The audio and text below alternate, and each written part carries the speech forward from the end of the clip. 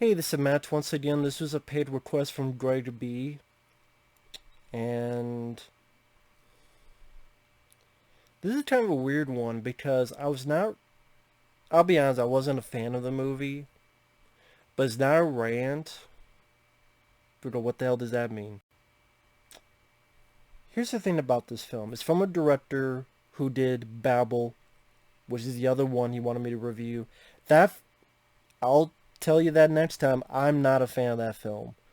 I think it's an overrated, overlong, boring piece of shit, honestly, with the people doing stupid crap and the way he did the timeline.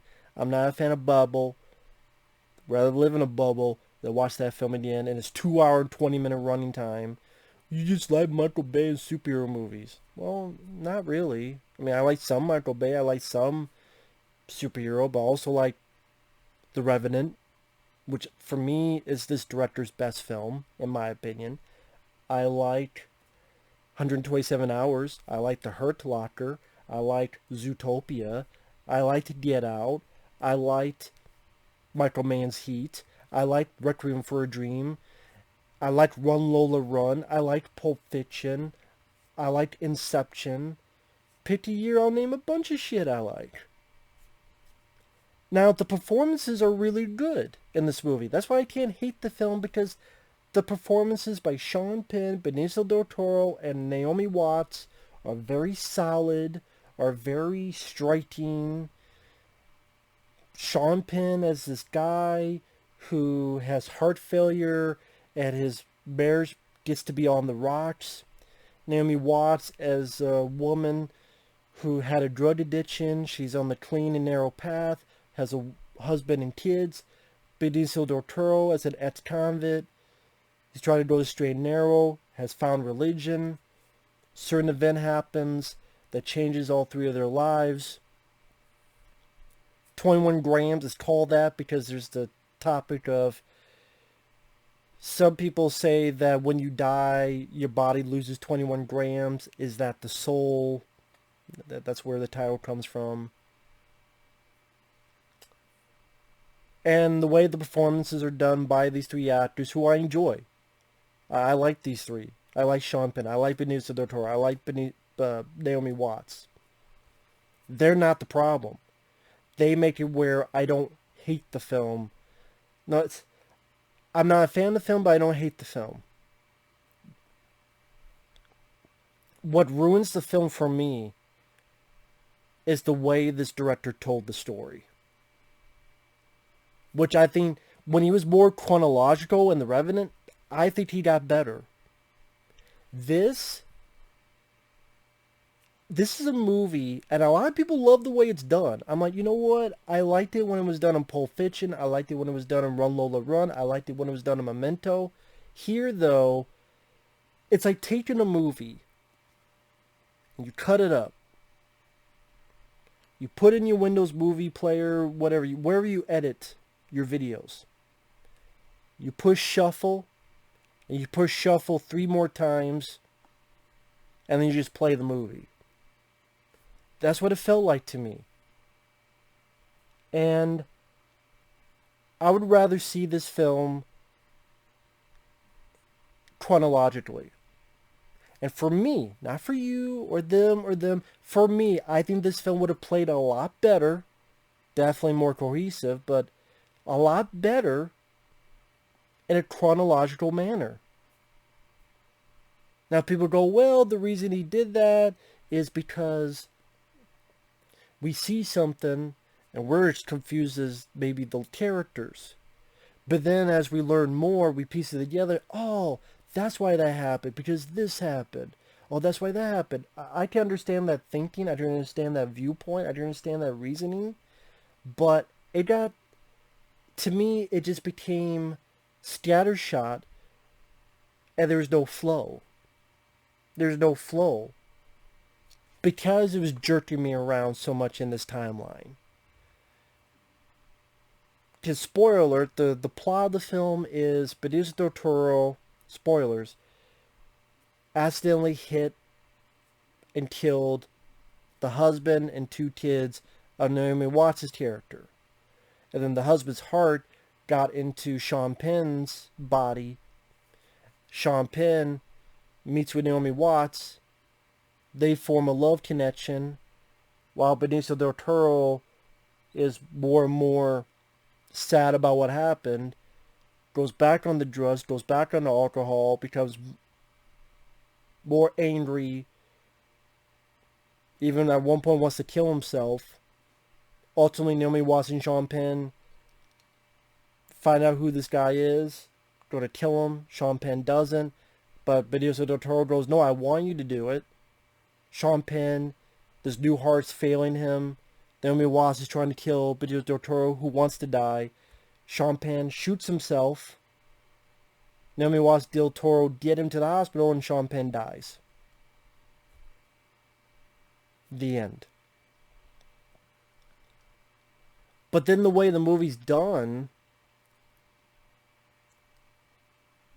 Del Toro, in one scene, Benicio del Toro's with his family and in church. The next scene, he's in prison. Then the next scene, he's out. Sean Penn, boom, one scene, he's by empty pool with a gun, clean shaven. Next scene, he's beard, at home on his couch, tubes up his nose, air tank. Or another scene. Surgery, his old heart, he's got the new heart, Sean Penn's looking at his old heart in a jar. Beard and all. Cut to, he's clean shaven. Him and Naomi Watts are looking at Del Toro, who looks rugged, different haircut, we're gonna kill him. Oh, before that, it was Del Toro, clean shaven, someone complaining, you gotta hide your tattoo on your neck, man. For people, people go, oh, it's so striking and daring. For me, it was more annoying and confusing. This non-linear aspect of it. To me, it hurt it. It's not that I'm against that all the time. Run Lola Run, Pulp Fiction, Memento, they mess with the timeline, but I thought they did it better. In their way, they flowed better than this movie did, in my opinion. And that got me out of the movie. And even as I'm understanding the film, its herky-jerky causes the movie to not have a flow for me. And it doesn't have a flow to it. And I would like to see this film chronologically. And if someone goes, well, the story would not work if it did that, then that means if you're saying this story doesn't work if it's chronological, then that means it's not much of a story, is what you're telling me. If a story cannot work chronologically, there's not much of a story. Pulp Fiction's story works if it's chronological.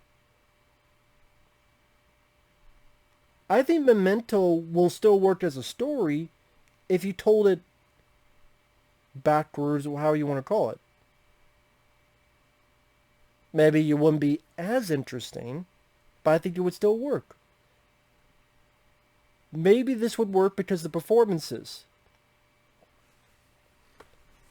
But, I guess technically no one has said that, but I'm just saying if that comes up, if someone comes up and says, well, it has to be that way. No, the director made the choice. Most people love the choice because it's a critically acclaimed movie. That's cool. Like I said, it worked in other films. It did not work for me in this. Because it made me lose interest. It made me, okay, I'm interested in, okay, Del Toro, he hit these people. Okay, I want to see his transition from worry, scared to losing it. Nope. Now we're over here. Then we're over here. Then we're over here. Then we're over here. I've lost the flow of it. To see the flow of the arc of the emotional downfall of Del Toro's character, or Sean Penn from sick to healthy to learning this woman while this marriage is falling apart. This is why usually it's done this way. Because you get to see, it's like a roller coaster. The roller coaster, you don't go here, then here, then here, then here. No, there's a flow to it. That's like a roller coaster. Stop. Stop.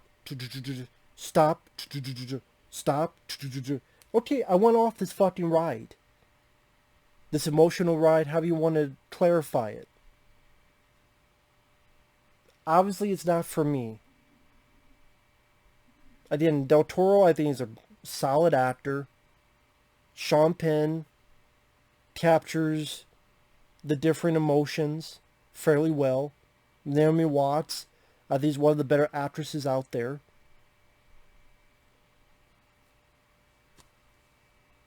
But it's hard to get into the story when it just, the flow's all fucked up. It makes me more confused than anything. And then it came to a point where I don't give a shit anymore. That's where it got to the point in the movie. I don't give a fuck anymore what's going on.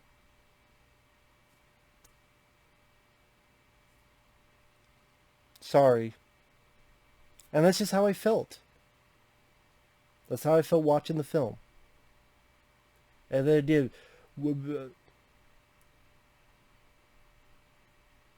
You need to be so non-narrow-minded. I just told you I like Run Loader Run. Pulp Fiction, Memento. They did that with the timeline as well. I think, in my opinion, they did it better. I don't think this needed to be in this story, this aesthetic. Some people said it's not a gimmick. It did feel like a gimmick. It felt like a director saying, I'm going to do this. I will put it out there. I wonder if people, oh my God, like, they actually said it's good.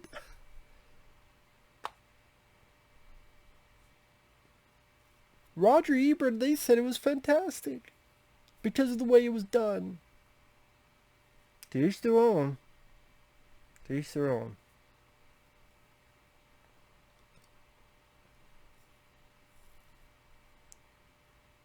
Again, it's just no regard for flow.